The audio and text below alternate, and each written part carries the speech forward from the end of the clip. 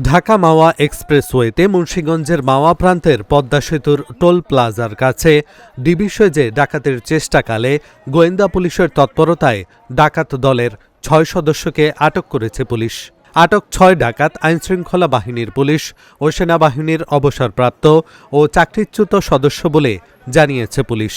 Munshiganj police super Mohammad Menhajul Alam জানান, শুক্রবার দুপুর ১টার দিকে পদ্মা সেতু উত্তর থানা টোল প্লাজার সামনে থেকে অভিযুক্তদের আটক করা হয়। এর মধ্যে সাবেক এক সেনা সদস্য ও পুলিশের সাবেক ২ চাকরিচ্যুত সদস্য সহ ৬ জন রয়েছে। এ সময় অভিযুক্তদের গাড়িতে তল্লাশি চালিয়ে জব্দ করা হয়েছে ৪টি ডিবির পোশাক, একজোড়া হ্যান্ডকাফ, একটি ওয়াকিটকি সেট ও ইলেকট্রিক শক দেওয়ার মেশিন ও একটি লেজার লাইট। এ ঘটনায় অভিযুক্তদের ব্যবহার করা হাইস গাড়িটি জব্দ করা হয়েছে। প্রাথমিক জিজ্ঞাসাবাদে এক্সপ্রেসওয়েতে বিভিন্ন যানবাহনকে টার্গেট করে ডাকাতির প্রস্তুতি চলছিল বলে অভিযুক্তরা স্বীকার করেছে। এছাড়া গ্রেপ্তার ৬ জনের বিরুদ্ধে বিভিন্ন থানায় একাধিক মামলা রয়েছে বলে জানিয়েছে পুলিশ।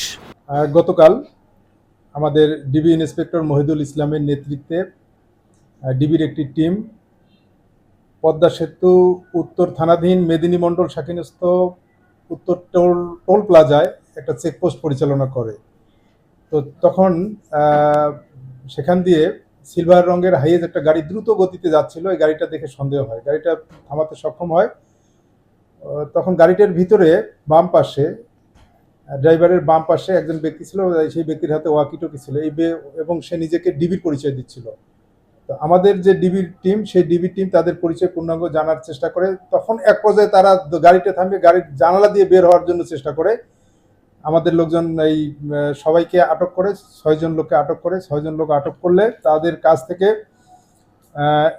একটা ওয়াকিটকি সেট, একটি খেলনা পিস্তল, একটি স্টিলের হ্যান্ডকাফ, তারপরে একটি electric shock machine, laser light তারা উদ্ধার করে। এবং তাদের জিজ্ঞাসাবাদে জানা যায় যে তারা ডাকাতির উদ্দেশ্যে বের হয়েছিল এবং এদের আমরা তাদের পরিচয় জানার চেষ্টা করেছি। এদের নামে একাধিক মামলা, যে লোকগুলোকে আমরা গ্রেপ্তার করেছি, বশির হাওলাদার, তার নামে ৯টি মামলা রয়েছে এই ধরনের। পূর্বে থেকে 9টি মামলা রয়েছে। কাজল ইসলাম জিকু, তার নামে 7টি মামলা রয়েছে। হীরা ব্যাপারী 3টি মামলা, মোস্তাফিজুর রহমান এর নামে 2টি মামলা রয়েছে, রুবেল হোসেন 1টি মামলা রয়েছে এবং ফজলে রাব্বি গাড়ি চালক। এই 6 জনকে আমরা গ্রেপ্তার করতে সক্ষম হয়েছি এবং এরা বিভিন্ন বাহিনীতে কর্মরত ছিল। বর্তমানে তারা চাকরিচ্যুত, একজন বরখাস্তকৃত। আমাদের মুন্সিগঞ্জ জেলা পুলিশের পক্ষ থেকে নিয়মিত আমরা চেকপোস্ট পরিচালনা করি।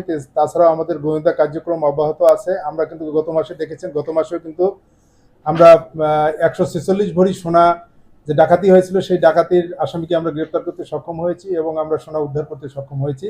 এছাড়াও আরও বেশ কয়েকটি রাস্তায় এক্সপ্রেসওয়েতে ডাকাতির ঘটনা ঘটেছিল, প্রত্যেকটি ঘটনায় আমরা ডিটেক্ট করেছি। আমাদের টিম অত্যন্ত সচেতন আছি এবং আমাদের কার্যক্রম অব্যাহত আছে।